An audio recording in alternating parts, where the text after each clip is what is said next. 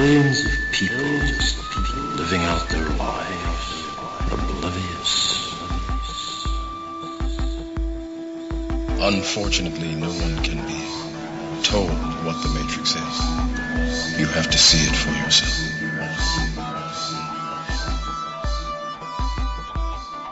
There's something wrong. There's something wrong. You don't know what it is. You don't know what it's there.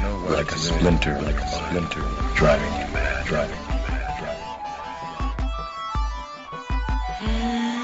Bring the ship up to broadcast depth.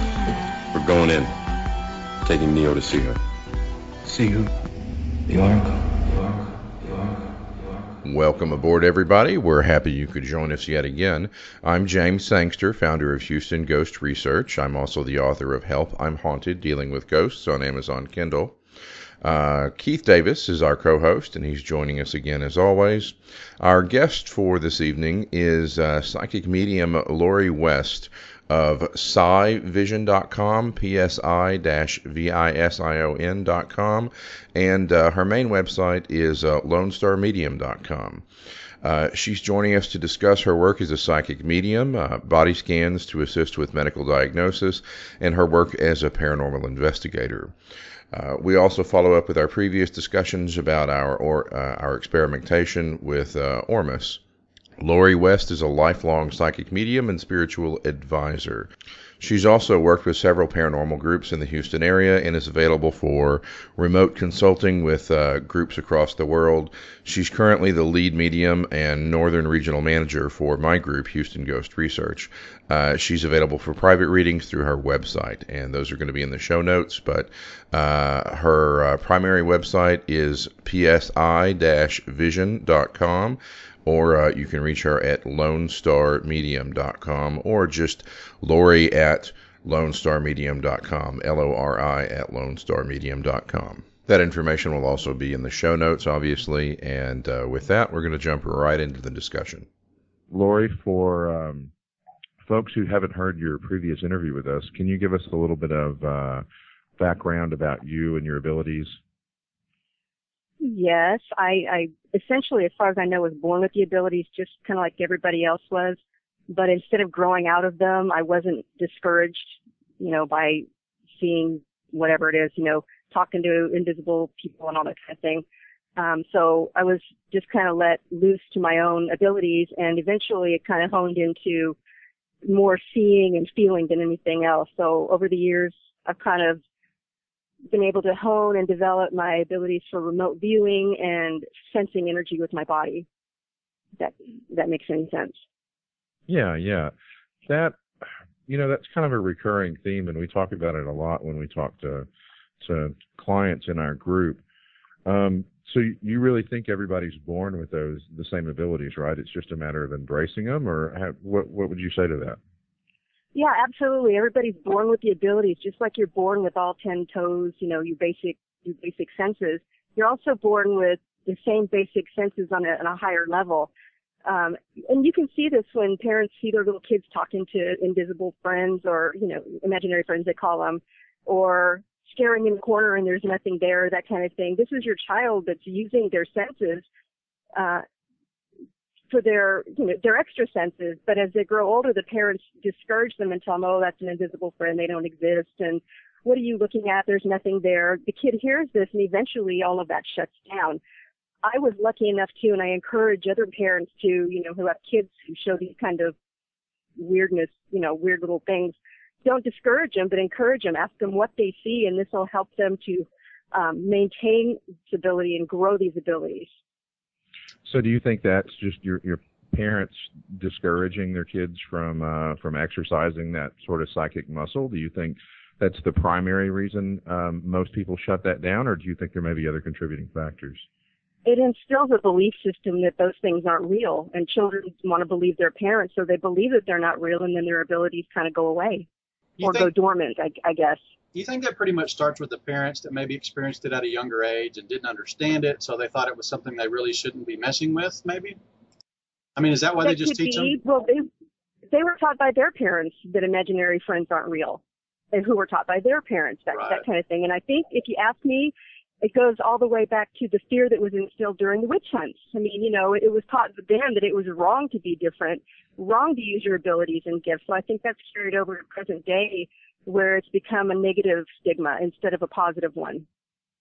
Yeah, I agree. I think the church probably had a large role to do with saying, at least when I was growing up, I was discouraged from talking about any of that, not by my parents, but in my early experiences with the church. Mm-hmm. So I think there's definitely something to that, without a doubt. Right, and I think you're going to find that most common in the West, because all the other countries, they still have their shamans and their medicine men and their workers, energy workers, whereas us in the West, we're just now getting back into using people with our abilities, like John Edward, like James Van Praagh, and other different people who talk to and see, and other people who do energy work. It's just now starting to filter back into being acceptable in the West. So we were talking the other day over lunch about your daughter and her abilities, which are a little bit different than yours. They're probably more in line with what I do. What do you feel that you did differently with her that encouraged that? Well, I have two daughters who are very sensitive. One's an empath, and the other, up until she was about 13, could see with her physical eyes, or meat sack eyes, as you call them, spirits, people who have passed on, and shadows and that kind of thing. I never discouraged them. When my youngest daughter was 18 months old, she came into the bedroom and she was staring into the corner and saying, "Who's that? Who's that?" in her little baby talk.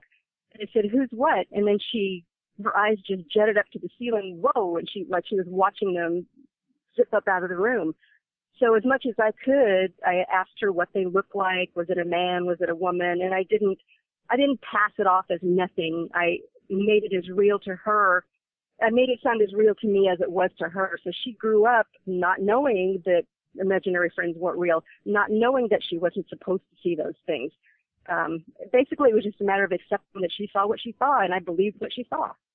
What about when she got scared? Well, when she got scared, it wasn't a matter of just seeing someone actually grabbed her foot and gave it a yank, and I know who that was. My oldest daughter had a friend who just passed away. I think it was liver disease. He was real young. But he was sending, and if you believe in all this stuff, and I happen to, sending her messages through songs on the radio, trying to encourage her to move on and that kind of thing. And my two daughters were in my youngest daughter's bedroom talking about Aaron, and they heard him audibly laugh, like chuckle, and then he grabbed Becky's ankle and gave it a jerk. And that was enough for her. It just made it too real for her, I guess, so she shut everything down. I imagine, though, at some point she'll come back around. I did the same thing, shut myself down for different reasons at about the age of 19, 20, and it didn't. About the age of 26, I started bringing it back out. Well, speaking of being afraid or being scared of something like that, I was dating a girl for a while who saw full entities just like they were people, but yet she was able to discern that they weren't actually people. They were disembodied spirits or whatever you want to call them. Well, when she was a child, I think she said around the age of 5 or 6, the first thing she ever saw in her life scared the crap out of her. And I said, "Well, what scared you so bad?" And she said, "Well, I woke up in the middle of the night and there was a man standing in my room, but he was obviously dead. He looked like he had been in a gruesome car wreck or something, and he was walking toward me, and I screamed, and my dad came in the room, turned off the light, and he was gone." So, I mean, what do you think it is with experiences like that versus people just seeing other entities? Personally, I think that a spirit, those on the other side, can find people like us who have gifts, and they try to communicate with them. I don't know whether we shine brighter or have a neon sign on our forehead saying I'm gifted. I don't know. But anyway, I think they can find us and try to communicate with us, and I think they try it a lot more than we know. It's just that a lot of the people they approach won't see or can't see, or on some subconscious level won't acknowledge it. I think the people that do see them are more open.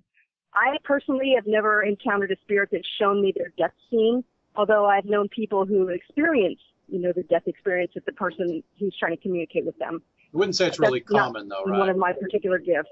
Sorry? It's not very common, though, is it? Or do you know? probably more common than you think. I mean, we're surrounded everywhere with people who've passed on, so Right. the chances are likely that you're going to be approached by someone at some point. We're on the same, same plane, I guess, same playing field. They don't have bodies and we do. It's not like they're living off somewhere in this great big beyond. They're here with us every day. Right. So the depth and magnitude of the abilities you've been able to develop are definitely above and beyond the order of what I would consider a normal medium, at least in my experience. So, were you trained at Professor Xavier's School for the Gifted and Talented? If so, what was your X-Men costume like, and is Storm really a bitch behind the scenes? I think so. I was, well, I can be a bitch behind the scenes. I don't know about Storm. No, I pretty much was trained by myself. I used my own abilities, and I didn't know anybody else like me, so I started hunting out the information. I grabbed every book I could find on the subject. I read them. I even actually called out to Universe, God, or whatever to bring people to me that were like me so I could at least talk with them and, change notes and that kind of thing. And it wasn't until in my mid-40s, I guess, that I actually had people start coming into my life that were somewhat like me. So yeah. what books would you consider and what subjects that you studied would you consider most influential? I read everything I could find on psychic. I mean, there weren't a whole lot out there, and this was in the 80s. So there's a book, and don't ask me the authors because I can't even tell you, but there's a book out there called You Are Psychic, which was one of the first ones I read, and I identified with that book so much. And I practiced what she had in there, and I knew that I could do it, so I went on to the next book. One of the next books I read was by Barbara Brennan called Hands of Light, and that was an extraordinary book to read, and I would recommend that to anybody who wants to develop their talents. And from then on, I just went from book to book to book, and I can't even tell you the books that I've read up to this point. Just those two stood out. Well, we talk about psychic medium and remote viewing and all that.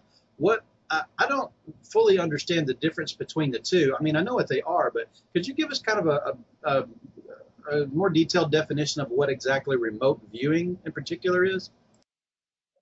Remote viewing is the ability to see with more like mental eyes rather than physical eyes.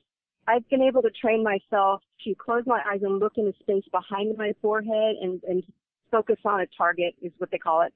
Or, for instance, you, Keith, if I wanted to know what you were wearing on a particular day or what you were drinking that day, I could close my eyes and think of you, pick up your energy, and look on the little movie screen behind my forehead and see what it is, or, close resemblance.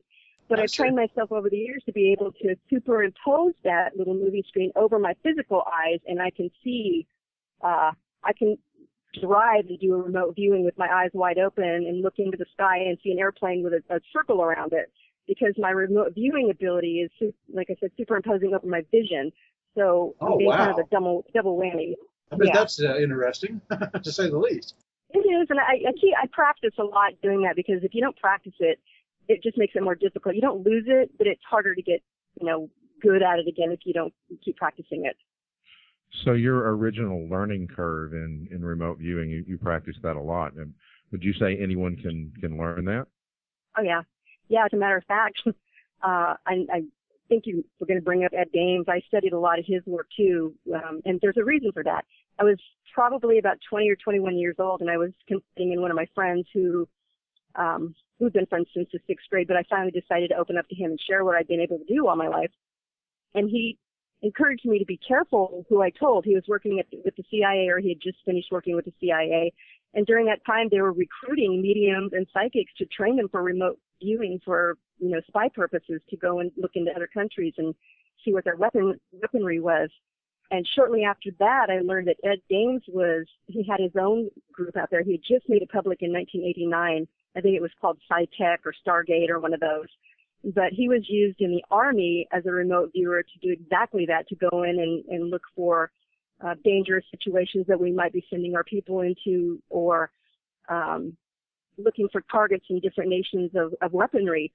And they used him that way, and they were actually recruiting psychics, from what I understand, against their will. So he kind of told me to keep it hush-hush, and I did for about 6 years, but then I heard of other people coming out of, the psychic closet, or whatever you want to call it, and they were not being accosted, so I decided I would just kind of pursue it on my own. And by that time, Ed Dames had already been working with the Stanford Research Institute, teaching people how to do what I do, so it was no longer a big mystery. Do you know how that got started in the first place with the military? Like, where did they begin from? I mean, they had to start with somebody, right? Yeah, actually I do. And I want to say originally in 1920, in the 1920s, psychic phenomena started being tested. And I can't tell you when the military started. I want to say in the 40s or 50s, and it started in Russia. Russia started training their people how to do remote viewing. I can't remember. I get my facts, whether it's Russia or France. But anyway, the international company started with this.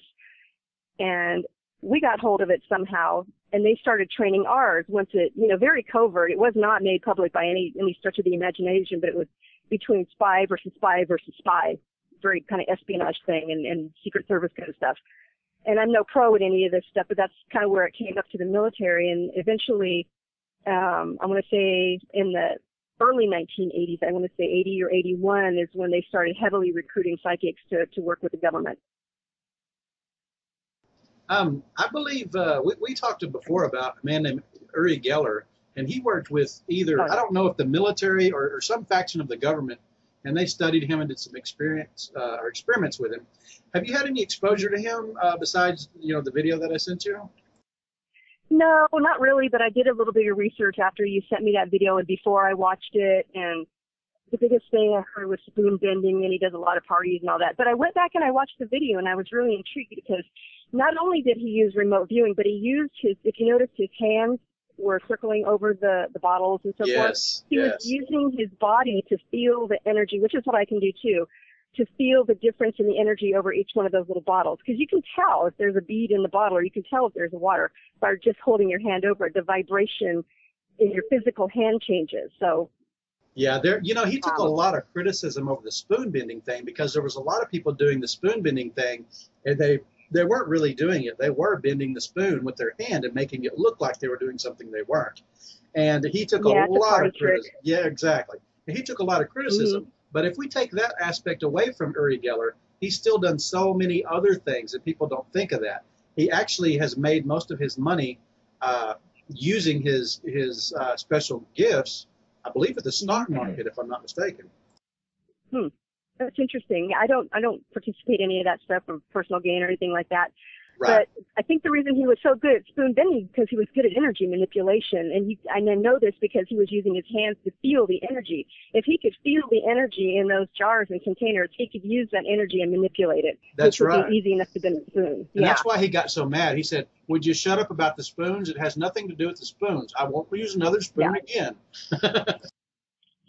Yeah, I was impressed with the video, actually, because it showed me he's kind of along the same line with feeling energy and that kind of thing. So do you think as you were describing the trying to find if there's a bead under a cup or something, is that similar to sort of dowsing?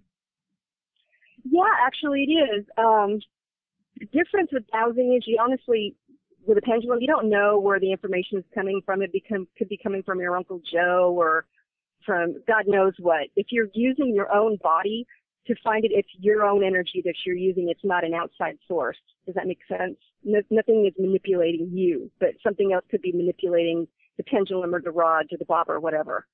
Right. So could you use this sort of remote viewing talent to say spy on people, or have you done that? And if so, I mean, did they ever notice? I don't like to. I practice ethics when I do remote viewing. I think it's wrong, personally, for my own interest, to look in on people who aren't inviting me to look in on them. Most of my work is done for health reasons. If someone has a health issue, I'll go in and sure take a look for them. But I don't like to go out for hire to spy on somebody else on behalf of someone else. It's just not something I feel comfortable doing. And what was the rest of your question? Oh, did someone notice? Yes. Yeah. Yes. As a matter of fact, I'm going to switch a little bit off topic here. I started taking Ormus, about a month ago, right? I think it's been about a month and a half, maybe. Yeah, it's been a month and a half. Well, I want to say in the first week, I was really feeling open. I mean, 360 degree all around me, being able to just feel and see, and everything was brighter, and I'm noticing more. I thought, gosh, I wonder if this is having an effect on my abilities too. So I decided to think on somebody, and boom, I was instantly there. I didn't have to, focus or get grounded or whatever like I usually do, or concentrate. It was just instant. So I thought, well, I'm going to just kind of pop around everybody's houses to see how quick I can do this. And I got to Tony's house, and I got in his house, and I was in there for just a couple of seconds, and boom, I got blasted out. So I talked to Tony a little bit later, and I said, hey, I tried this Ormus, and I went to your house. He goes, yeah, I sort of thought I felt you, and I didn't know what it was, so I just blasted. So yeah, he kicked me out of his house, but it was pretty cool. I mean, I was kind of impressed with that he noticed me, and that I was able to feel that he pushed me back out. So I kind of know what it's like now when a spirit gets in his house and gets booted out. Yeah, Tony's one of the group members for Houston Ghost Research. Yeah. And for anybody who wants to play around with Ormus, that's actually, we make that available through our website, bluerosealchemy.com. You can go check it out there and get a sample bottle. What about sensing a person's aura? Is that in the same line as remote viewing? Because you can do that from a distance, right? I can see their aura with my physical eyes and with remote viewing. So yes, and I only really look at the aura as an indicator of what might be wrong with their physical body. I don't necessarily sense their aura to determine if somebody is good or bad or whatever. I don't pick that up off the aura. More or less, it's just like I said, if there's a crack in it or if there's a dark spot in it, then I know where to look for a physical problem. And did you say you can see auras remotely, or does it need to be in person? Well, if they're in person, I can see them with my physical eyes, but I can, yes, see anywhere. I see. Okay. Does it also give you discernment of if a person has, let's say, negative or bad motives? Will it give you that information as well, just seeing an aura? Some people maybe, but not me. I don't pick that up off the aura. Not at all. When I sense something from somebody, and it can be remotely and it can be in person, I just get a bad vibe, just like anybody else. It's just a gut feeling, and that's, like it or not, a psychic ability is listening to your gut feeling. But that's no different than anybody else walking up to a stranger and just instantly don't like them, or you just feel weird around them, and that's kind of how it is with me. What about spirit attachments? Does that show up in somebody's aura? No, not to me. Spirit attachments to me show up on their physical body when I do a remote viewing. Or even in person, I can see, for instance, one of the cases I worked on most recently, I didn't even recognize it as a spirit attachment because it was such a huge, I want to say straw. I see them like a straw, coming out of their head or out of their body or whatever. But this was the size of a 3-inch straw, if you want to, get a comparison. So yeah, I can see spirit attachments remotely, not with my physical eyes and not through the aura. It seems like that, well, it doesn't seem like it actually is. Our third eye or our physical eyes really tell us way less. They can actually dissuade us from a lot of things.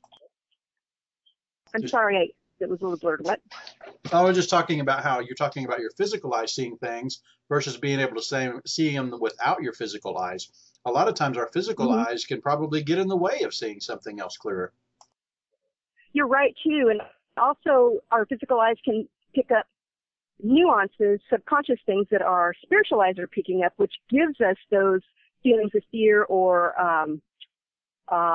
something's not quite right. You'll see something with your physical eye and you might raise an eyebrow. That doesn't look right because you're seeing it psychically too, but it's not registering. You're getting a confirmation, kind of getting a confirmation that, yeah, something's not right here. I see. Right. Mm-hmm. So besides the obvious answer of helping people who are in desperate and frightening circumstances, what kind of drives you to use these skills? I just think it's really cool. I just think it's fun to have. I can sit in the park and watch airplanes fly by all day and watch the bubbles or watch birds, or I can even, look along a tree line and you can see how all the trees are attached by one same energy. It's just a really cool thing to be able to do. And of course, obvious, helping people. Right. I noticed something interesting the other day that's similar to what you're talking about, and it didn't freak me out, but I'd never noticed it before. I walked outside. It was about 3 a.m, I guess. I don't sleep well at night sometimes because my brain won't shut off. But I walked outside, and the wind was not blowing. But I looked at the grass, and you could see the grass was alive. It was moving. I don't know. I looked at the grass in a way I've never looked at it before. It's all living, alive, and almost like it's breathing. It was a very interesting experience. I think you were probably seeing, remember what I said about everything is on the same level as us. We've got a physical, and then there's another plane that's like right on line with us. Right. I think you might have been getting an inkling of what it's like in the good world, I want to call it. Not our physical plane, but the next one that's a mirror of ours, but perfect. I see. It was very different, and I really liked it, but I didn't know what it was, Yeah. Hearing you describe that really makes me think of the movie Constantine, where he shifted into sort of a parallel reality that was like ours. Yeah, Constantine's one of my favorite ones. I mean, I've seen about every show there is on the subject. So, yeah. So what's your sort of favorite tool or method that you use to determine someone's motives? Gut feeling, instinct, because that's something you can feel right off. It comes across when someone orders a reading, too, from the website. I'll have a hard time reading their questions, or I just won't feel right about it. And I've actually turned people away, and sure enough, they get real nasty in their responses, and good call, because those are the people you just don't want to mess with. I even had one guy that I felt that way with, and I went ahead and did the reading anyway. Turns out he actually wasn't for him. He was testing me to see if I was accurate, so I would do his wife, and that doesn't work either. If someone's not going to be honest, it's not going to happen as much as I try. And when you do these readings, what do you use to lock on? It just depends on what they're looking for. If they're looking for a health and wellness screening to find out if there's something wrong with their physical bodies, I just need a picture, a photograph. I don't even need a name, just a picture. If it's anything else, I can even go off of a name, but it's better for me to have a picture. So for a health and wellness screening, I know that's one of the services you offer through your website. How exactly does that work? How do I do it? Sure. Yeah. I just look at the picture and I'll close my eyes. But like I said with Ormus, it's much easier. I'll close my eyes and I'll see like a little gray form, like a little, I guess you want to call it a stick person, but it's in a gray shape form of the body, no face, no features, nothing like that. And I'll just start from the head and work down to the toes and look at the muscles, the skin, the blood, the heart, all the internal organs. And it'll tell me, I'll be able to see it if there's a problem with it. For instance, if there's kidney stones, I can look at the kidneys and I can see stones in the kidney, or I can see an infection in the urinary tract. And then I just kind of make my notes, and when it's all done, I type it up and send it back. And if I find problems, I'll refer them to their doctors, because I'm not here to diagnose. I'm just here to say, here's a potential problem. Go get it checked out. Yeah, a couple of years ago, my wife ended up having to go to the ER because she was having really, really rough abdominal pain. And you were able to lock on and tell immediately before we ever even found out. She got seen by a doctor that she had kidney stones. So what does something like cancer or something like that look like in a body scan? Cancer shows up to me. Have you ever seen a PET scan, what a PET scan looks like? Yeah. Okay, little white shadows. That's what it looks like to me if there's cancer. And in fact, I can tell my mind, show me a PET scan, and I'll see the form with little white spots if there's cancer. And I can tell where the cancer spots are. So, I mean, I know enough about the medical field that I can pull up my own files and program in, like in a matrix, program in my own files and see, an ultrasound image. In fact, when I do my remote viewing, it looks almost just like an ultrasound picture. In fact, sometimes it's even hard to even focus on a particular organ, but it looks just like an ultrasound. Wow, I bet you've seen some pretty interesting things. Looking at all that, did you ever run across anybody who maybe didn't have cancer, but it's almost like they were telling themselves they had cancer and they were so convinced, but yet you know what I mean, where it wasn't there, but they felt it was there. Have you ever run anything like that before? No, nothing like that, because usually if somebody suspects they have cancer, they're going to go to their doctor, and doctors can do simple blood tests to see if there are cancer markers in their system. So nothing like that. But I did have an interesting case a couple of years ago where I was looking, and a girl did tell me her doctor said she could have heart problems, so she wanted me to double check. So I did her body scan, and I came to the heart, and it was bright red and healthy blood looking, healthy red color. But that was unusual for me because for me, when I see a healthy heart, it looks gray just like the rest of the images in the body. Oh, that I interesting. see. So I thought, well, your heart must be healthy because, it's beating bright red. And so she went to the doctor, and her heart was pretty bad off. And she came back and told me that the red I saw was probably a bad heart. So I thanked her for showing me I don't see everything, So I thanked her, and now I know when I see an unhealthy heart, that's what it's going to look like to me. But up to that point, I've never seen an unhealthy heart. So really, it sounds like probably the best use for that ability for somebody who wants to hire you as a consultant is they've already been to their doctor and they can't figure out what's going on. You're sort of a last resort, or do you look at yourself as a last resort, I guess, or a preventative measure? Both. I can be a first resort or a last resort. People who don't have insurance, who can't afford to go to the doctor, but they think something might be wrong, I can help there and give them something to go to their doctor with.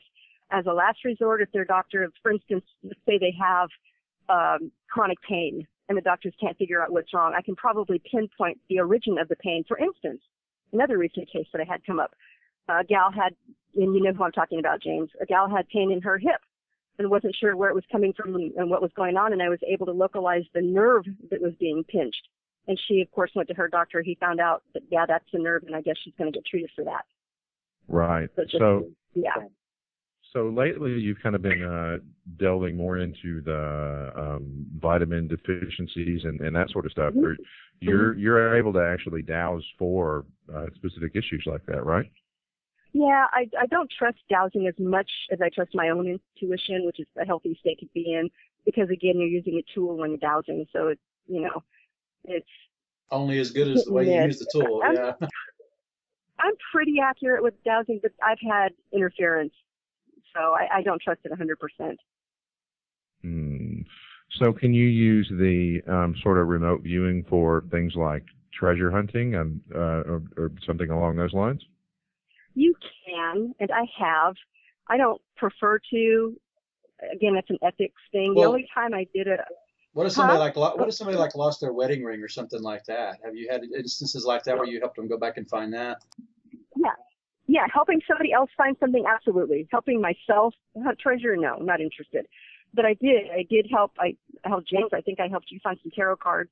Yeah. I've helped people find keys. I've located some little girl, well, my little girl actually lost a little hermit crab we've got a 2,600 square foot home. Her little quarter-sized hermit crab got out, and who heavens knows wherever that thing was. Right. But I decided to pull out my pendulum and do the cross sections of the house. You divide the house in half and determine which side it's in, then in quarters, and you work that quarter and you break that into quarters. And I found the hermit crab after about 15 minutes underneath a magazine rack by dowsing. And it was get this, not only was it underneath the magazine rack, it was inside one of those little terry cloth wrist cups that you go jogging with. It was inside that. You would never think to look there, just off the top of your head. No, I would have never thought to pick up the magazine rack sits there and collects dust. Nobody ever touches it. I would have never thought to look there. And I got to tell you, I was pretty freaking impressed with myself that I found that little crab. You should be. Maybe the crab was looking for a National Geographic. You never the crab know. died, so I don't know what it was looking for. Yeah, he died a few days later. Oh. So I know you said you don't really trust the dowsing technique as much as you do remote viewing, but is that a technique that you taught yourself, or did you have a resource that taught you that technique? I have been taught that technique 10 years ago when I met one of my good friends. She was part of a dowsing group, and I thought, oh, that's cool. I think I'll learn dowsing. And we built quite a business together, not a business, but a dowsing information site together. Excuse me. And it's a pretty popular site, and it's nationwide. It's her site, but I contribute articles to it and that kind of thing. But I would say dowsing to my accuracy, I would place my own accuracy between 90 and 100% with my own intuition, my own remote viewing. With dowsing, I would put it more at 65, 70%.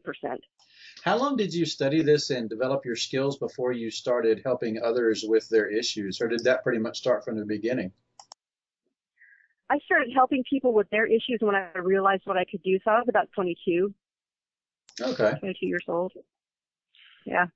So if you were going to recommend somebody, like, where's your ground zero, where to start, would you recommend that they go check out your blog, or what would you say the sort of the first step they should take is?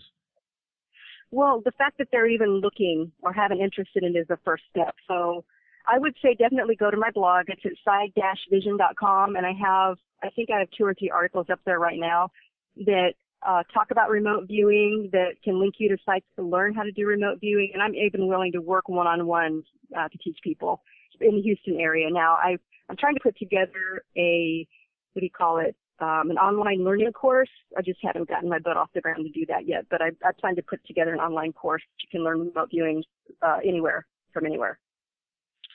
Well, yeah, it makes sense if you do it remotely. It probably helps to be in person to get coached by somebody, but I would imagine you could probably learn that from a distance too. Yeah, you can. Are there any things that you've ever experienced with when you were doing a reading for a client that you elected not to share with them, like you thought it was in their own best interest that you not disclose that?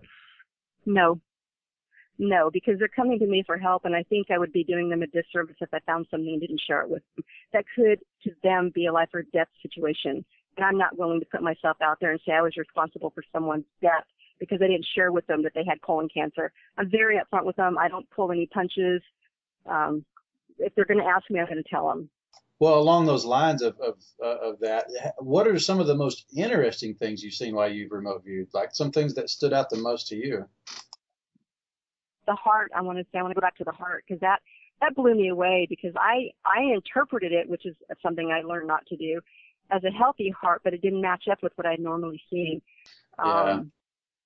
Interesting things. I can't think of Well, yeah, anything particularly interesting that stood out. Oh. What? Go ahead. I was just going to say that would make sense. I mean, I can see where you arrived at that. It's just you saw something new. You didn't really quite know what it meant yet. Mm-hmm. Have you run into anything else like that? The interpretation is real iffy too, because I might think it means one thing, but to the client it can mean something completely different. So when you get a report from me, I'm going to just tell you what I see and leave it to the client to interpret. For instance, if I see that a shoulder has been injured and it looks like there was a break in the shoulder, they're going to know whether it was a torn ligament or an actual break, but I saw the trauma in the shoulder. So I don't do a lot of interpreting. I just report the facts. That's very similar to the way iridologists do. Whenever they look into someone's eyes to determine what's wrong with them, they do exactly what you just said. They just kind of give them some information, and usually the client will tell them the rest, and it usually lines up pretty well. Right. You just give them the information, and what they do with it is up to them. So is this relegated to only real-time stuff, or can you look in the past or in the future? Well, definitely the past, because a lot of the injuries that take place happened already. So I'm seeing a blueprint of what happened to them in the past. I can pick up potential issues for the future. There's so many ways you can go on this topic. There's one stance that the future hasn't happened yet, so you don't know if it's for sure going to happen, but there's the probability that something could happen. But then there's also my current belief system that everything's already happening at once. Okay? So am I picking up something that I'm actually seeing happen that it just hasn't come to pass yet? That's what I'm struggling with. I kind of feel the same way. What you just said, I didn't know how to verbalize it, but the way I just heard you verbalize it, pretty much exactly how I feel. Yeah. So linear time versus nonlinear time. We just seem to experience it sequentially. Right. And my current belief system, based on everything I'm learning so far, is that it's everything is happening right now. So nonlinear. So who really different dimensions? Yeah, I mean, we can go everywhere with this. Well, she's not going to tell us. Kennedy? Nobody ever answers that question. We got to ask it, but I got to ask this one: Who really shot Kennedy? 4 people shot Kennedy. There were four, and I'm just doing this by remote. There are 4 people involved in Kennedy's death. Not the guy that was blamed. It was 4 different people, 4 different shooters. Did you know that there's some supports, or some claims that there's support exactly that? So, I mean, pretty accurate probably, Now, see, I would have thought you would have went for the magic bullet angle. No, I never believed that. Even when I was a little kid, I didn't believe that crap. So, I looking at it now, I mean, I've never really been asked that question, who shot Kennedy, but I can see 4 different shooters at 4 different angles around the square. Well, I know you don't like to do the treasure hunting and get rich from things, but I wouldn't mind. So you think you could do a little remote viewing and tell me the lottery numbers for tonight? And would you tell us if you knew anyway? I'll throw some numbers at you. I can't guarantee you they're going to hit. I've actually tried it, and it just didn't work out. Now, as far as treasure hunting, once I get myself a good metal detector, I will be glad to do some treasure hunting. Well, if you don't want to make yourself rich, you could just make us rich. I mean, we'll go Let's do that. I'll share it with you whether you want to or not. That way you're not empowering yourself. I'll go find some diamonds and some coins on Galveston Beach or something. Oh, rocking, yeah. So, what would you say I'm trying to compare this to sort of Ed Dames and his famous kill shot prediction, and when Ed Dames was on Coast to Coast, which I'm a huge fan of Coast to Coast, which is probably why this podcast is modeled so closely after that. He talked a lot about his kill shot remote view, and he doesn't talk about it much, but he talked to Art Bell a little bit about his remote view into hell. So what are the most interesting remote views that you've done? Wow, that's a big question. One of my first and most mind-blowing remote views, I was probably 11 or 12 maybe, when I was really starting to come into my gifts, was, I'm almost embarrassed to say this, a spaceship. Once I realized what I could do, I did not hold any ball. I was out there going everywhere I could with my mind. Out into space, on a spaceship, looking around the deck, looking what it looked like, what the people were wearing. And that was just, I didn't know at that time whether it was my imagination or whether it was me remote viewing. But based on what I remember in the grayscale and everything, it was remote viewing. So, yeah, that was probably, the first one. And then I'm jealous. I would love to have that experience. Yeah, it was pretty cool because honestly, I questioned myself a lot. Is this something I would make up? And then I would think, how could I even know this? How could I even imagine this to make this up? So at that point, I knew it was something I was actually seeing. So was it people on the spaceship, or was it not? Yeah, it was people on the spaceship, and human people? They were wearing human people. They were human-like people on the spaceship. I'm going to be locked up for this. And they were all wearing uniforms designated to their own job duties on this ship. And I know it sounds very Star Trek-y, but that's what it was like. And this was before I ever started watching Star Trek. Hey, we'll all go to the loony bin together. Don't worry about it. Yeah, no doubt. If they arrest one of us, they got to get all of us. Was anybody dead wearing a red shirt? No. Oh gosh, if no. somebody's going to be dead, you figure they're going to be wearing a red shirt. I mean, No, but what was interesting is some on parts of the ship, and I'm going to go into some crazy stuff here, but on parts of the ship, there was what looked like the metal portion where there was housing and that kind of thing, but that also there was a glass side or portion or quarter of the ship that had some sort of natural illumination coming from within it, like sunlight, for crops and trees and that kind of thing, but it was out in space. So the luminous light was being formed inside the ship, but it was glass. It's really hard to explain, but it was like what you mean. It's okay, like I don't know. The technology is not even anything I can fathom. Did you get a sense of what their purpose was and what they were doing? It just looked to me like they were traveling and they were making their own place. I mean, I don't know. I didn't ask, and I was observing. So I don't know what their intentions were, whether they were moving from one place to another or that was their home. Did they try to communicate with you? Did they try to communicate with you like telepathically or anything? I was remote. No, I was remote. I was just there doing. Yeah. Mm-hmm. If Tony had been there, he would have pushed you out. Tony might have pushed me out. He might have pushed them out. My spaceship now. Yeah, no doubt. He's a bit territorial, but with good reason. He knows the things that are out there that can walk into your house. Absolutely. Yeah, but a spaceship full of people trying to make their own ways, and somebody like. So, did you get a sense of where they were going and what they were doing? No, nothing like that. I just was like, wow, How did That's you all I was like looking around. Wow, wow, wow, that kind of thing. how did you initially notice it? I mean, you said you were remote viewing, but how did you get to that point to see this ship? Good question. Yeah, I was laying in my little bed and thinking, oh, I want to see outside my house. So I went out and in my mind, looking out and saw my street and a little place across the street. And then I thought I'm going to go a little bit higher, and I went up into the sky. I'm going to be locked up for this.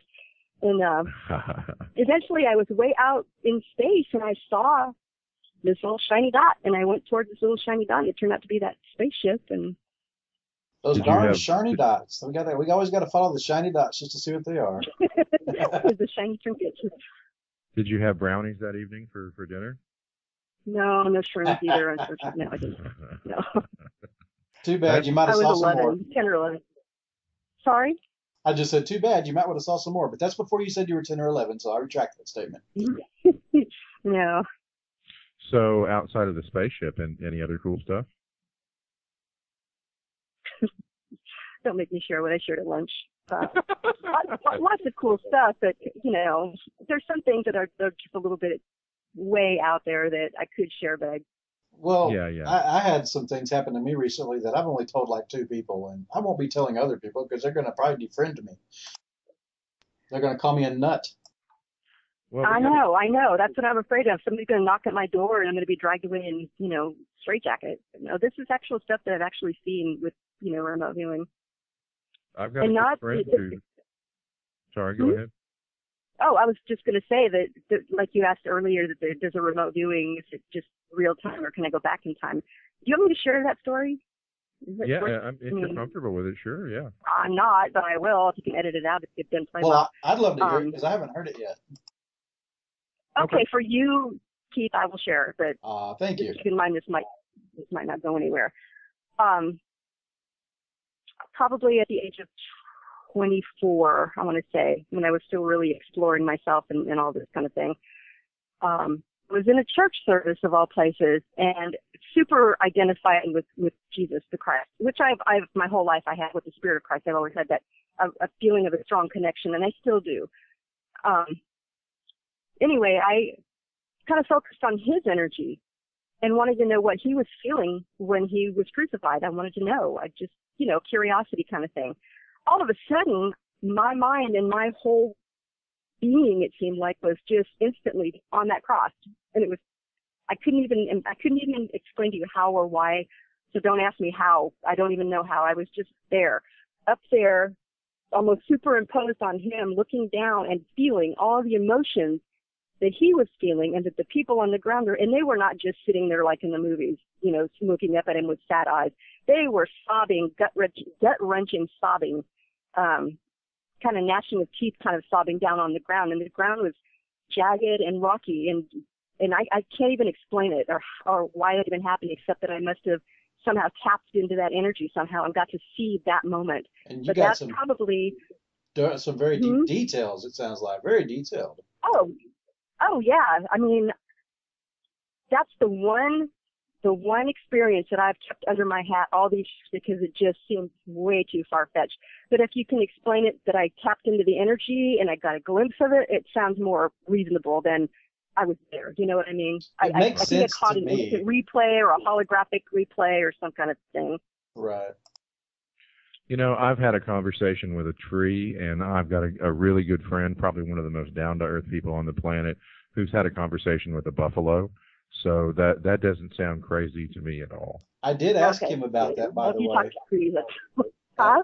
The guy he's talking about who talks to the buffalo. I actually talked with him about that, and he relayed that experience with me. It's a pretty cool story, actually.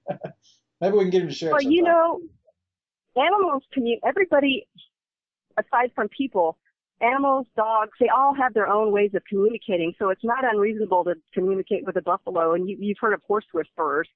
And I've actually spoken to dogs, and I've spoken to snakes. And I've even spoken to cats telepathically. See, the so cats it's not won't talk to me. unreasonable that people talk to dogs. Or buffalo. I'm sorry, what? Oh, I shared the story with you about the bee thing, but I get nothing out the freaking cat. I want to talk to the cat, but he just ain't having it. Just cats are going to ignore you no matter what. Don't try with a cat. They're just little pains in the butt. No, Yeah. I did. Interesting. When I talked to the snake, I actually had been hired to do a remote viewing on the snake that was being sick. It was a python, and I'm not afraid of snakes. I have no problem with snakes. So I thought, okay, well, I'll just go in and do a remote view. But I actually got to talk with the snake, not in words, that showed me that it had some pain in its stomach. And I went and looked, and I saw a dark mass in the stomach, and I took it to the vet, and sure enough, the snake had stomach cancer of all things. So Does the animal or the subject, does it have to kind of allow you to see what's wrong with it? Or have you ever tried to get a fix on an animal or something, and they just wouldn't let you have that fix? no, never. Interesting. Every animal I've spoken with has been very, I guess, cooperative. They probably sense your nature and realize that you're not threatening. I would guess. Well, we come to them in thought, especially if it's a remote. It's in their thought, so it's not something that they look at you and get afraid and reject you. They're sharing part of them. It's really hard to explain in words, but when I connect with a dog or an animal, I'm connecting with their energy or their psyche, and they're sharing, and I can hear their little thoughts in human words, like if they were speaking to me. Right. But, yeah, but I've never been told by a dog to get lost, you know. So I think if you can talk to snakes, you're officially part of House Slytherin. I am. No, I'm kidding. My daughter just, she's listening in the background. She just started laughing. Interesting, considering you got a couple of snakes right at your back there, don't you? Yeah, I've got one. I gave the blood python, who's a little bloodthirsty bastard, to a charity who does snake, reptile and herbivore awareness. But yeah, we've still got the ball python. Oh, okay. And on that note, my sister had a snake that she just kept for too long. On that note, people, if you have a reptile that's getting too big, don't set them loose, for crying out loud. Take them to the zoo or someplace where there's a safety shelter for them. It's just cruel to raise a snake until they're too big and you just dump them. Like in Florida. That's a public service announcement. Yeah. They have a huge problem in Florida right now for people that bought, whether, I don't know what's boa constrictors or whatever. And they either escaped or they let them out when they got too big. And those things are huge, running everywhere now. Yeah, reticulated. Yeah, and I know. And they're used to being fed every day. They're not used to hunting on their own. So it's just cruel to stick them out there on their own. So animals don't, I would think that they communicate more in emotions and sort of thought projections, but it sounds like yes, that's right.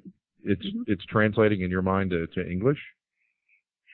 Yes, the thought projections, they'll show me pictures of their bowl or their favorite toy or their owner, but sometimes I'll actually hear, human thoughts, human words coming, like, crap. Some of them will use profanity. If their owners use profanity, I can hear profanity.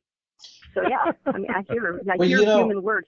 They hear human words. They understand the human words. They just can't form them. That's what I was going to say. The thing I had with that bee was so weird because I didn't, it wasn't no audible words. It's like a stream of consciousness. It just implanted the information in my head, and I understood it as English. And I could respond back with my thought. And I don't know how the bee was interpreting it, but for me, I was putting it out in English, and he was receiving it because he was responding back. I say it's a bee. He was interpreting it as... Exactly right. But it was very clear, very clear. It was a very shocking experience for me. I've never had an experience like that before. You know that I've had, I had a recent experience that was really similar to that, and I was talking to Keith about this and Lori, to you about it over lunch. Walked into a gas station and suddenly just passed his kid and got just this giant mental download of, just in passing, in the space of about 5 seconds, got this giant mental download of everything that was going on in this kid's life and how to fix it. And if I had bothered to take the time to sit down and actually talk to him, I probably could have helped him sort out a lot of the issues that he was dealing with, but I was running late to work and I didn't want to stop and do that. But have you ever run into an experience like that where you meet somebody and you're just struck by, okay, these are the issues that you're dealing with? No, I keep my mouth shut. Sometimes I'll feel it, but I'll respond if they ask me, but I don't offer the advice. It doesn't happen to me very often. I mean, I imagine somebody with Teresa Caputo, like, she's very open and things are just all around her, I'm sure, because she does that, but I just don't. Can't say that I've experienced that. I have to actually go seek it out if someone wants. If they ask the question, then I'll look. But it's not just right there around me all the time.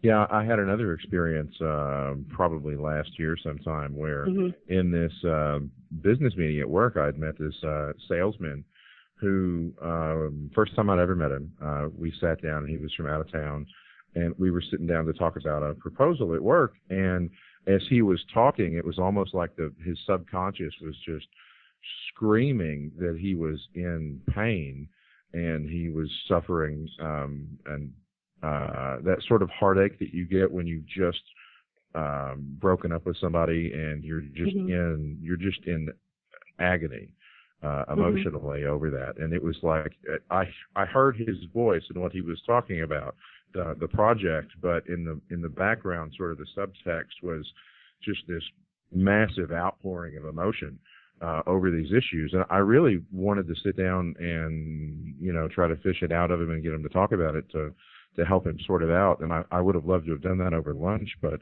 I didn't want to approach the subject with coworkers around. Yeah, that happened to me a couple of times. It's really heart-wrenching. You see people who are in pain and they just need to talk about it. And sometimes and it makes me wonder if these gifts are passive versus active, because what you're describing sounds more like a passive gift, like the guy in the gas station and the guy at work, the things that just approached you. Mine seem to be more active, like I have to take the initiative to reach out myself rather than just receiving. Yeah. Yes, it is a very passive thing. That morning in the gas station, I was thinking about nothing other than getting a Monster coffee and getting in my truck and going back to work. Well, I had a similar experience. It's not as rich as James's, but I was in some restaurant the other morning, and there was a lady in there, and I don't know why this was or anything, but I knew immediately she wasn't from this town, and she had moved here but hadn't been here very long. And I just wanted a confirmation because I thought I got to know if that's really the case or not. So I just said, "How are you today?" I was just trying to be nice to her, but so she wouldn't think I was a weirdo. And I said, "You're not from here, are you?" And she said, "No, actually, I'm not from up here. I'm from up north." And I said, "You moved here recently, though, didn't you?" She said, "About 2 weeks ago." I said, I don't mean to sound weird or nothing, but sometimes I pick up on things like that, and I just wanted to know if it was correct or not. And she just kind of laughed and said, "Well, that's pretty neat," and went on about her day, But it confirmed it to me that I was picking up on something correctly. Yeah, I think that definitely is an active versus passive thing. I'm not looking for that information at all. And it doesn't sound like you were looking for that either. I wasn't at all looking for it. And I don't know why it hit me or even why it would be useful, but it just hit me. It's interesting, too, that we're seeing, as we're exploring this whole Ormus thing, that we're seeing how it definitely in the last month for me that I've gotten struck with many more incidents like that since we've started taking this stuff.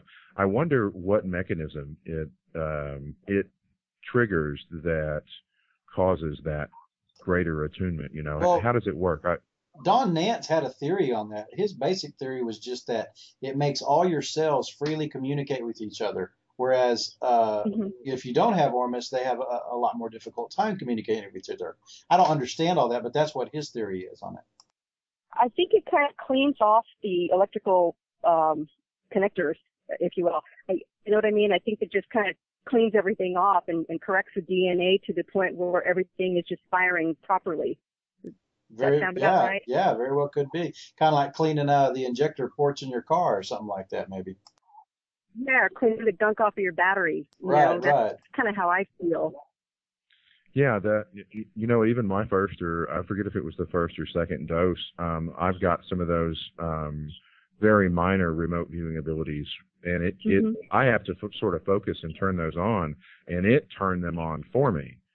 That's exactly. I know. It was instant for me because I have to focus too, and it was just wow.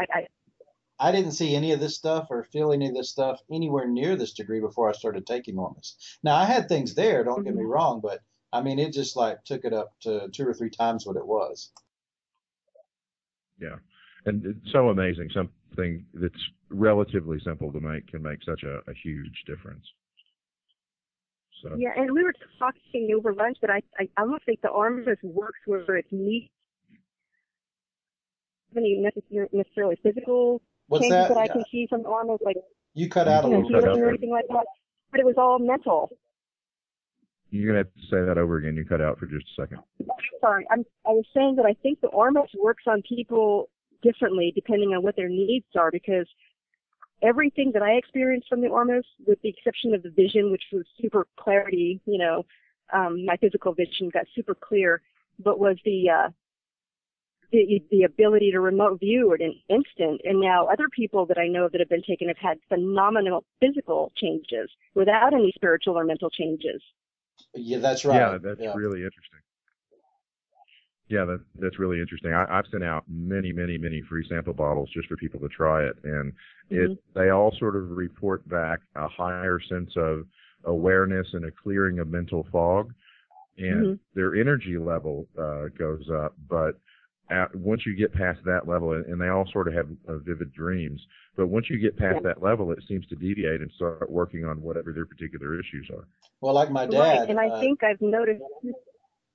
I'm sorry. Go ahead, Keith. I was just going to say, like my dad, I gave him some for about a week, and he said he's able to fall asleep easier, wake up easier, and his back has almost no pain. But he didn't say anything else. That's all he mentioned. I think, too, that across the board, everybody that I've spoken with or read about with the Ormus, it levels out your mood. So the anxiety seems to go away. You're calmer. Things that would normally piss you off in a flash just kind of roll off your back. You know what? I never thought of that. Experienced. And yes, thinking better, totally. Huh? Until you mentioned that, I never realized that. You're right. I am a lot calmer, and takes a lot more to get me upset. Yeah, even in Don Nance's his student's book, I can't think of the name of it, Modern Ormus or something along those lines. If you search for Modern Ormus Alchemy on Google, you'll find the book, and I'll put a link to it in the show notes. But she was a pharmacist. She started taking it, and one of the things before she started taking it that was really a drag for her was the interaction she would have to have with patients who would come in for their medication. And if their insurance had some issue or they wouldn't pay for it or their copay was higher than they thought it was going to be, she would have this large emotional reaction to that, and it would really tax her emotionally. You know, she would dread even having those interactions. She said, you know, after a little while on the stuff, she was fine. She was able to sort of separate herself from that emotional trauma. Well, I know for myself, before Ormus, and I've shared this with you, almost nightly I wake up 2, 3 o'clock in the morning with anxiety attacks, just for little things. I mean, it doesn't even matter what it is, but I'll just wake up in a panic. But after I've been on the Ormus, I think it was after about 2 or 3 days, the panic attacks just stopped. I started sleeping all the way through the night. Yeah, it's really cool to be able to give this stuff to people who haven't studied it, and to be able to see those same sort of things coming through, because you know it's not power of suggestion at that point. No, it's real stuff. Yeah. So now if I could just get my mom to start taking it. It's funny, I'm her son, and she's all hemming and hawing. What's in it? You know, what's going on with it? But yeah, I think it's going to tremendously benefit her too. So I threatened to slip it in my husband's coffee, because you can't really taste it if it's in the coffee. It mixes in with everything else. I think I'll just to calm his mood a little bit. Well, James, this new batch that you sent me, it's so much better because the salt is almost non-existent in it. It's a lot more easy on the palate, I guess is the way to put it. Yeah, as I'm learning the process of making it, I'm getting a lot better at it. The stuff I'm making now is way better than the first couple of batches. I've got better ingredients, and I've learned to let it just sit there and not rush it, to let it take its time. So the new stuff is going to be closer to, in viscosity, closer to motor oil. So it's going to be just loaded with stuff. Nice. Cool. Nice. And I've got to get ramped up and start producing as well. The biggest thing with me is the water filtration system. I'd really like to get that, so I'm working on that. Oh yeah, man. I've got a good friend of mine who just I hooked him up with that same the Life Ionizer, the company that makes mine. He just bought one, so they've definitely got those units, and I'm a big believer in that sort of stuff. So and you know me, it makes great water. I've always been a good proponent of anything alkaline, so it's right up my alley. Yeah. So kind of turned into an Ormus commercial, but Yeah, it did. that's not where we were going. Yeah, it's sort of all at the forefront of our mind because we're all playing with it. Well, it plays a so role Lori, sort of, talking about, so. yeah, and Lori, in closing, what's the best way for somebody to get a hold of you? Well, actually, I have two sites. One of them is associated with You Can Ghost Research, and that's Lori at LoneStarMedium.com. And then I use, I offer the same services on both sites, so either one, LoneStarMedium.com or the newer one, Psi-Vision.com. That one I'm marketing more towards going in, remotely viewing people's homes for real estate purposes, so they make sure that their home is compatible with the family and doesn't have any surprises after they move in. Pre-job, pre-employment interviews to make sure, for compatibility and that kind of thing. So it's a completely different market on both different websites, but they both have the same basic offerings. Okay, cool. And I'll make sure those links are in the show notes for anybody who wants to get a hold of you conveniently. What about an email address if they want to get a hold of you directly? What's the best way to do that? Reach me, at Lori at LoneStarMedium.com is the easiest way to reach me. Lori at LoneStarMedium.com. Awesome. Yeah. So in closing, I don't really have a closing, so I guess I'll have to edit that out. Well, I got something to ask in closing. Where does this? Do you constantly see yourself improving over time, or have you reached a point where you're just confident in the abilities you have, and you know what you need to know, or is this a constant learning thing forever? Well, my saying is that when you stop learning and growing, you start aging. So I'm always learning. I'm always trying to improve. I'm always trying to grow because, like I said, once you stop growing, what's there to live for? Very well put. That answers your question. I would agree with that completely. Roy, or not Roy Kroc. Yeah, it was Roy Kroc from McDonald's had this saying when I read his book. Totally awesome book. When you're green, you're growing. When you're ripe, you rot. Yep. There you go. As Tony Robbins said something real similar. He said, you're either growing or you're dying. Yeah. That's a more extreme way to put it. Yep. So cool. We'll cut the show there. That was probably by the time we edit it, it'll be right down to an hour. So that's probably just about perfect for Tony if he ever wants to actually listen to it.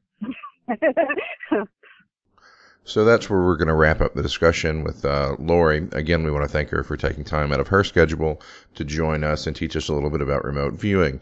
Again, for anyone who would like to contact her, you can reach her via one of her websites, which are Psi-Vision.com, PSI-Vision.com, and LoneStarMedium.com, or email her at Lori at LoneStarMedium.com.